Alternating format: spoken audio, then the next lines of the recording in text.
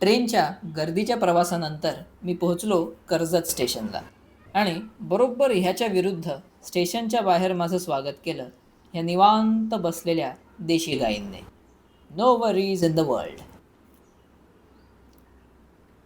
थोडंसं पुढे चालत गेल्यावर मला श्रीराम पूल लागला, जिथून मला शेअर ऑटो मिळाली गौर कामतला जायला. गौर कामत हे डोंगरांमध्ये वसलेलं गाव आणि हेच आहे आजच्या आपल्या ट्रेकचं बेस विलेज. थोडंसं पुढे चालल्यावर मला आजच्या आपल्या ट्रेकचं म्हणजेच दुर्ग भिवगड ह्याचा बोर्ड दिसला आणि बोर्डला लागूनच वीर हनुमंताचे दर्शनही झाले. म्हणजे ट्रेकला लागणारी सगळी ऊर्जा मला इथेच मिळाली. चला मग चालू करूयात आजच्या व्लॉगला. नमस्ते. आपण फायनली पोचलेलो आहोत भिवगडच्या पायथ्याशी आणि we are off to a good start, a lucky start. कारण कर्जतला तर मला घरातून ट्रेनने यावं लागतं आणि ट्रेनमध्ये असे एक एक माथे फिरू लोक भेटतात की आज माझा त्यामुळे मूड गेलेला. पण इथे आल्यावरती आय रिअलाइज्ड की it's a sunny day. Yes, that is a surprise. It's a sunny day. कारण ॲज पर वेदर फॉरकास्ट आज खूप पाऊस पडणार होता, पण सनी डे असल्यामुळे we are off to a good start. So मी तुम्हाला इथे कसं यायचं हे दाखवलंच. कर्जत स्टेशनवरून शेअर ऑटोनी तुम्हाला डायरेक्ट गौर कामत या बेस विलेजला उतरता येतं. तिकडून राईट मारून एक 5 मिनटं चाललं की हा मारुतीचा एक चौक लागतो आणि इकडून we can start the trek. Let's go. Bhivgad trek हा एक छोटासा ट्रेक आहे. हनुमंताच्या देवळापासूनच मला शिखरावरचा ध्वज दिसत होता.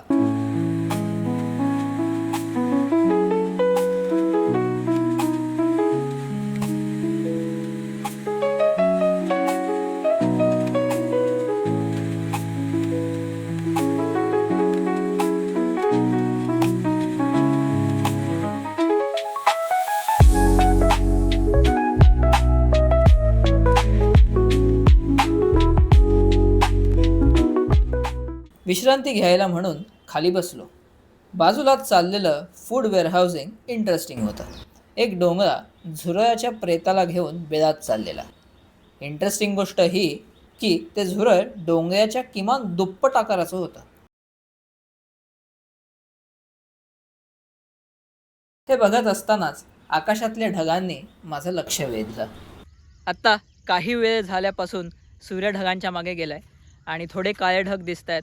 सो पॉसिबल आहे आपण वरती चढल्यावरती पाऊस सुरू होईल. आणि सेकंडली हा मी असा पहिला दुर्ग चढतो आहे जो अगदी खालपासून आपल्याला त्याचं शिखर दिसतं आणि बघितल्यावरच कळतं की जवळ आहे. छोटासा ट्रेक आहे. सो रस्ता पण सोपा आहे. हा बिगिनर्ससाठी एक परफेक्ट ट्रेक आहे.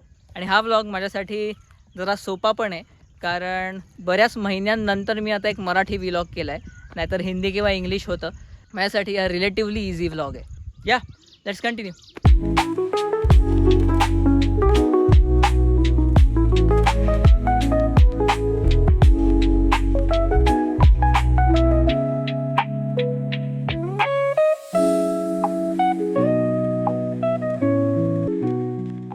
भिवगडच्या अगदी सुरुवातीलाच आपल्याला ही पहिली पाण्याची टाकी दिसते आणि इथून पुढे वरती जायचा रस्ता आहे. सो त्या काळामध्ये जे काही घोड्यांवरून लोक येत असतील, घोड्यांसाठी म्हणून आधी इथे पिण्याच्या पाण्याचं ठिकाण आणि मग इथून चढत वर. अर्ध वर चढल्यावर आपल्याला 2 गुहा दिसतात आणि दोन्हीही वटवाघुळांनी व्याप्त आहेत. अगदी इथपर्यंत मला त्यांचा आवाज ऐकू येतो आहे. किल्ल्याच्या ऑलमोस्ट एंडला, किल्ल्यावर ऑलमोस्ट पूर्ण चढल्यावर आपल्याला असा एक तटबंदीचा अवशेष दिसतो आणि त्याच्याच वर आपल्याला दुसरी पाण्याची टाकी दिसते. ही एक भुयारी पाण्याची टाकी आहे.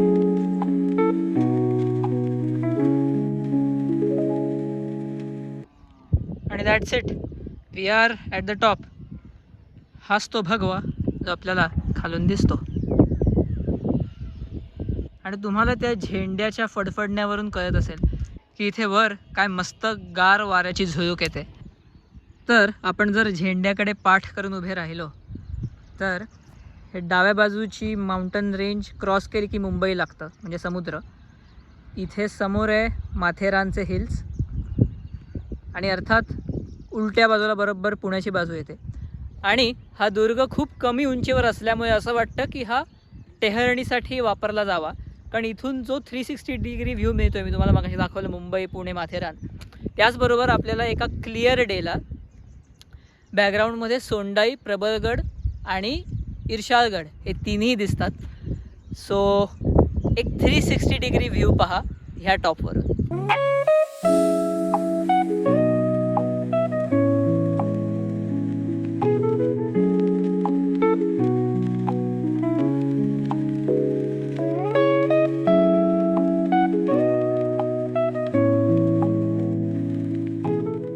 खरंच एक बिगिनर्ससाठीचाच हा ट्रेक आहे. म्हणजे अगदी तुम्ही पाऊण तासामध्ये चढून होईल तुमचा ट्रेक.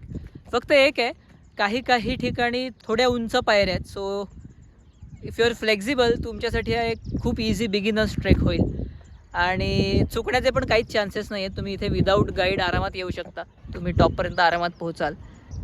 सो मुंबईच्या गर्दीतून आणि धाकधुकीतून जर निवांत नैसर्गिक सौंदर्य आणि शांतता अनुभवायची असेल तर Bhivgad is the closest, smartest and a very peaceful option. पाहूयात अजून काय काय या दुर्गावर पाहण्यासारखं. तुम्ही झेंड्यापासून मागे चालत आलात की तुम्हाला ही तिसरी पाण्याची टाकी लागते. ही एक गुंफेसारखी आहे, कारण तुम्हाला खांब पण दिसतील. सो असं वाटतं की आधी ही राहण्यासाठी जागा असेल, कारण डोंगरावर वारा खूप आहे. सो रात्री झोपायला ह्या अशा शेल्टरमध्ये बरं पडत असेल. पण आता मे बी पाण्याने भरलं आहे. जर तुम्हाला पक्कं माहीत असेल तर कॉमेंट्समध्ये नक्की सांगा.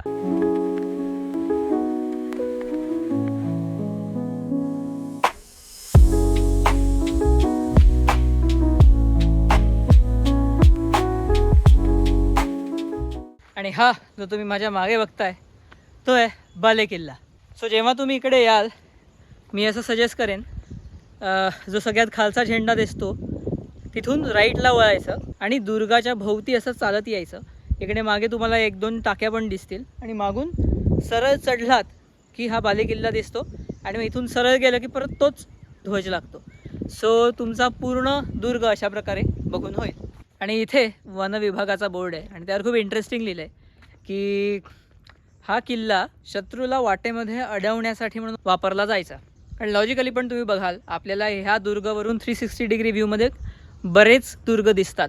तर जर शत्रू आपल्या मेन दुर्गांवरती हल्ला करायला येत असेल तर भिवगडसारखे जे कमी उंचीचे दुर्ग आहेत त्यांच्यावरून आपल्याला शत्रूंचा वेग कमी करता यायचा आणि त्यांना इथेच जास्तीत जास्त वेळ अडवून ठेवता यायचं, सो दॅट मेन दुर्गावरती लढाईची पूर्ण तयारी होऊ शकेल. So yes, that was all for this short and sweet Bhivgad trek vlog. See you guys in the next vlog.